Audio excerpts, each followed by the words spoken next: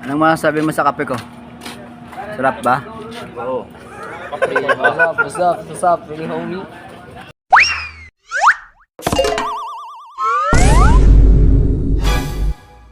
Heto na nga. Heto na nga ang panibagong yugto ng ating kwento.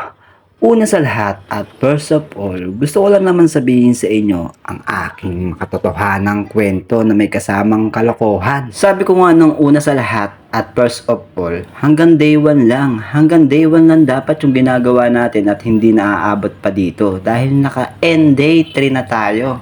Kawawa sa inyo. Pero dahil nga napapansin ko na medyo maraming nanonood sa aking mga ginagawang video lalo na sa pagbabalik ko sa pagbo-voice over. Sige, magpapatuloy tayo hanggang sa kayanin ng data. Oo, tama. Data nga po lang ang gamit ko sa aking pagbablog dahil wala naman po akong wifi connection dito dahil bukod sa mahal, wala rin akong pandagdag sa gastusin monthly dito sa bayaran ko sa inuupahang bahay. Kung susumahin ko kasi lahat ng bayarin ko sa bahay na 4,000 tapos ilaw tubig na humigit kumulang na 1,000, syempre papadagdag mo pa sa akin yung wifi connection. Magkano lang naman yung sahod ko araw-araw, may mga utang pa ako, aray ko sa inyo. At syempre bago pa nga tuluyan sumakit ang ulo ko sa mga bayarin ko monthly, mas iisipin ko na lang yung ipangkakain ko dito sa aking inuupahang bahay kaysa naman magdagdag ako ng sarili kong obligasyon na hindi ko naman kayang gawin sa ngayon.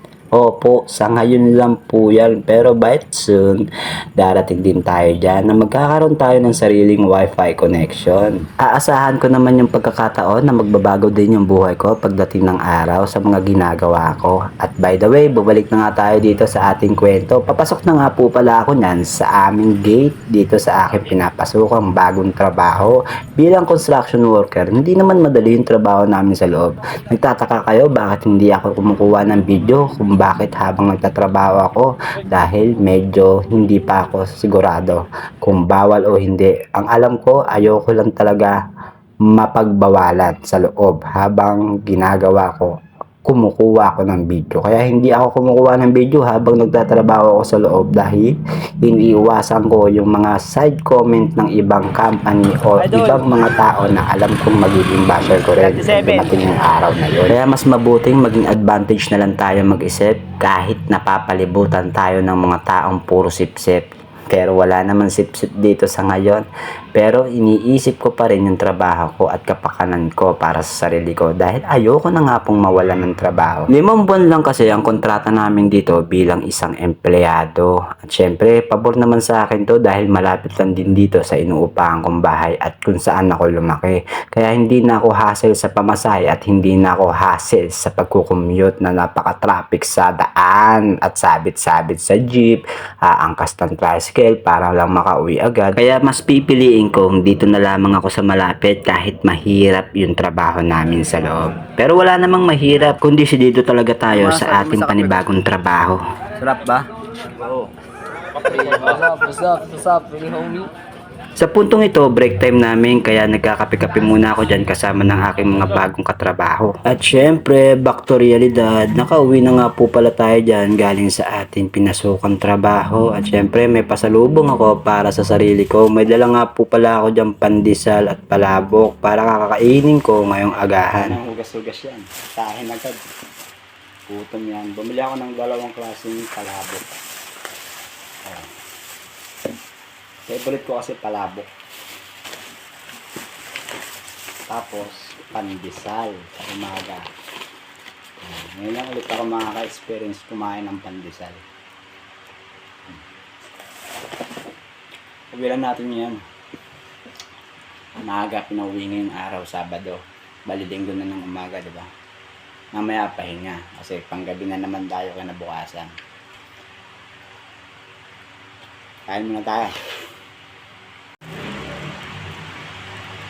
Wala pa palang hiwa yung kalamansi. Ay, hiwain.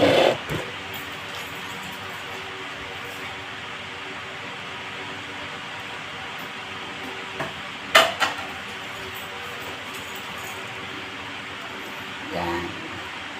Ngayon na lang ulit nakakain ng favorite na palakok. Kain tayo guys. Tapos mamaya maglalaba. Ang oras pa.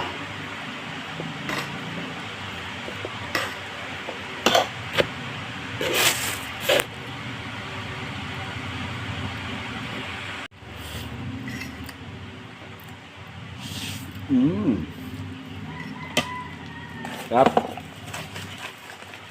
Sasama mo ng pandesal. Hindi mo ng kamay ka, di ba? Yan, pakaya yan.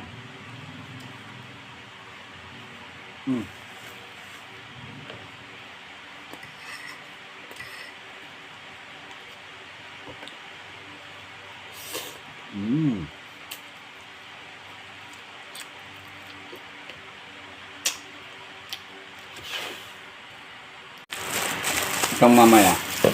Yan. Ang mamaya ko yan pag nagutom ako sa paglalaba. Ito muna. Dito, basig na ako dito. Laman tiyan yan. Kaya, hanggang dito na lang guys. Paalam. Pala. Bet nag-play pa. Huwag na. Ayaw na ko na eh. Paalam na nga, di ba?